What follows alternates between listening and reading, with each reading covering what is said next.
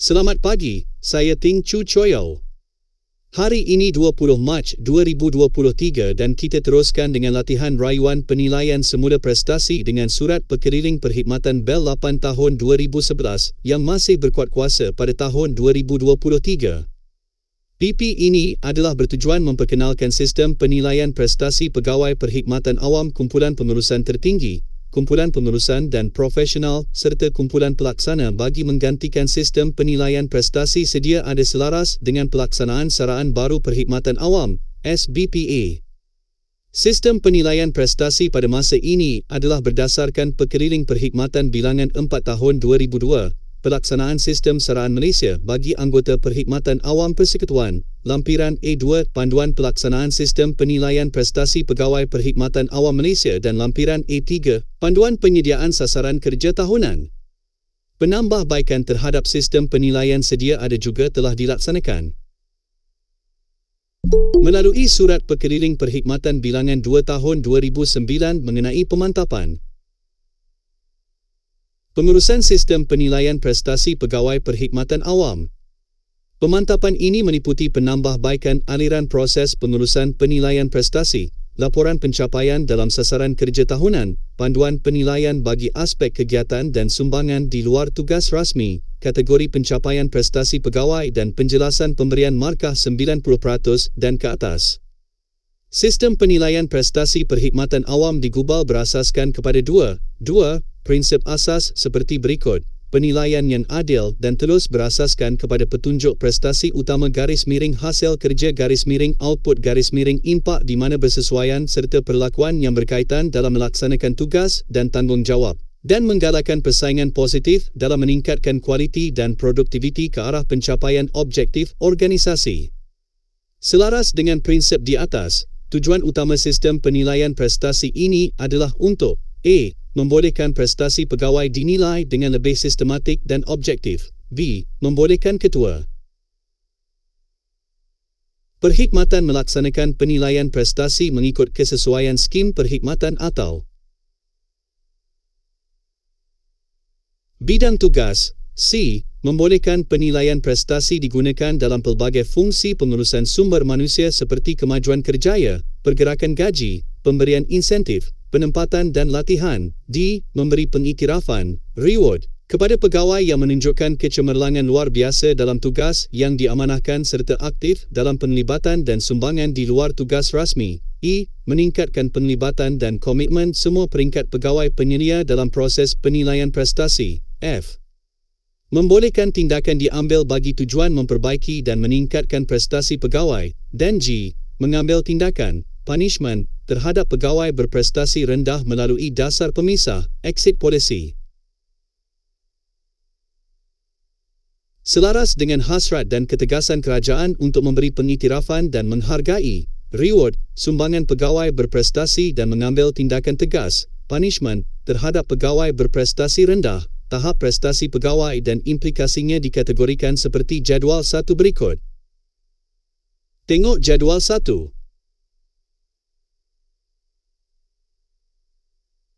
95% melebihi sasaran secara significantly exceed target. ST. Melepasi salah satu tapisan awal untuk penilaian kompetensi dan potensi di peraku pergerakan gaji tahunan. 85-95% melebihi sasaran exit target. ED. Melepasi salah satu tapisan awal untuk penilaian kompetensi dan potensi di peraku pergerakan gaji tahunan.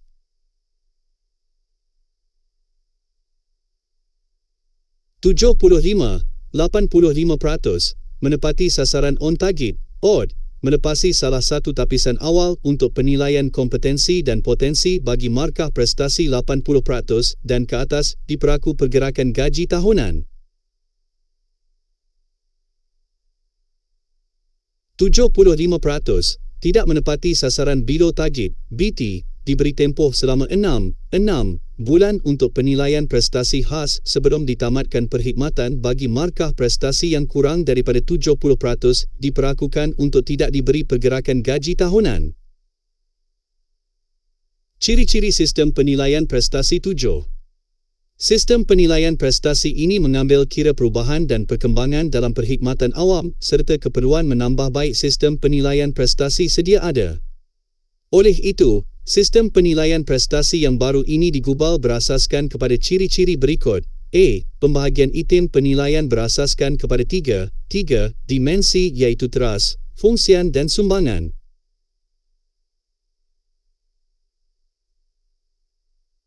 B. Pewujudan dimensi fungsian yang fleksibel mengikut keperluan jawatan garis miring bidang tugas garis miring skim perkhidmatan masing-masing. C. Penggunaan kaedah penilaian pelbagai penilai, multi-rata, bagi pegawai di grade 1-6 dan ke atas. Pemanjangan ke grade lain akan dipertimbangkan mengikut kesesuaian. D. Penetapan wajaran markah yang berbeza berdasarkan peranan setiap kumpulan pegawai. E. Pemantapan skala penilaian dan kategori pencapaian prestasi untuk hasil penilaian serta kaedah pemberian markah yang adil dan telus. F. Penilaian berasaskan petunjuk prestasi utama, Key Performance Indicator, KPI, atau sasaran kerja tahunan, SKT. G. Pelaksanaan kajian semula pertengahan tahun bagi sasaran atau petunjuk prestasi yang telah ditetapkan. H. Penghargaan kepada penjanaan idea kreatif garis miring inovatif bagi mencapai visi, misi dan objektif organisasi. I. Pengiktirafan kepada kegiatan dan sumbangan di luar tugas rasmi bagi kumpulan pengurusan tertinggi. Dan J. Penggunaan 6 jenis borang LNPT mengikut kumpulan pegawai. Lihat slide kaedah penilaian. Dimensi penilaian 8. Kaedah penilaian yang digunakan untuk menilai prestasi pegawai adalah dengan menggunakan borang LNPT yang mengandungi tiga dimensi iaitu dimensi teras, fungsian dan sumbangan. Dimensi teras 9. Dimensi teras meliputi penilaian aspek kepimpinan dan kualiti peribadi pegawai. Penilaian adalah berdasarkan kepada item yang telah ditetapkan dalam borang LNPT mengikut kumpulan pegawai. Lihat slide dimensi teras 10. Di samping itu, bagi memastikan penilaian ke atas dimensi teras dilaksanakan dengan menyeluruh dan objektif, penilaian multi-rater diperkenalkan. Penilaian multi-rater adalah penilaian yang dilaksanakan oleh pelbagai peringkat pegawai yang mempunyai hubungan kerja dengan PYD iaitu penyelia, PPP dan PPK, RS dan PS yang ada hubungan kerja, sama ada secara langsung atau tidak langsung dengan PYD. 11. Buat permulaan, penilaian multi-rater ini diperkenalkan kepada pegawai di grade 1-6 dan ke atas. Bagi pegawai di grade 1-5 dan ke bawah, pelaksanaan penilaian multi-rater akan dipertimbangkan mengikut kesesuaian dimensi sumbangan 14. Penilaian adalah berdasarkan kepada item yang telah ditetapkan dalam borang LNPT mengikut kumpulan pegawai dan terdiri daripada A. Sumbangan idea kreatif garis miring inovatif penilaian prestasi di bawah SBPA merangkumi penilaian terhadap sumbangan kreatif dan inovatif pegawai selaras dengan aspirasi negara bagi memupuk budaya kreatif garis miring inovatif di kalangan penjawat awam. Penilaian terhadap penjanaan idea kreatif garis miring inovatif diperkenalkan bertujuan untuk I. Memberi pengiktirafan kepada pegawai yang menyumbang idea kreatif garis miring inovatif. 2. Meningkatkan kualiti dan produktiviti organisasi. 3. Memberi peluang kepada semua pegawai dalam organisasi untuk memberi sumbangan yang bermakna kepada organisasi dan lihat slide dimensi fungsian 12. Dimensi fungsian meliputi aspek penghasilan kerja dan ilmu pengetahuan serta kepakaran garis miring kemahiran dalam bidang tugas berdasarkan A. KPI bagi kumpulan pengurusan tertinggi petunjuk prestasi utama atau Key Performance Indicator, KPI, merupakan pengukuran prestasi yang digunakan untuk mentakrif, menilai dan melapor kemajuan penyampaian perkhidmatan agensi garis miring organisasi yang berada di bawah tanggungjawab pegawai.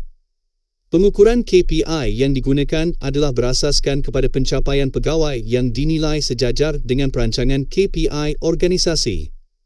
SKT bagi kumpulan pengurusan dan profesional serta kumpulan pelaksana aktiviti penting dalam proses penyediaan SKT ialah perancangan tahunan jabatan, penetapan rancangan kerja bahagian garis miring cawangan garis miring unit, penetapan sasaran kerja tahunan dan petunjuk prestasi bagi setiap pegawai, pelaksanaan kerja dan pengesanan, kajian semula pertengahan tahun dan penilaian pencapaian kerja. 13. ITIM.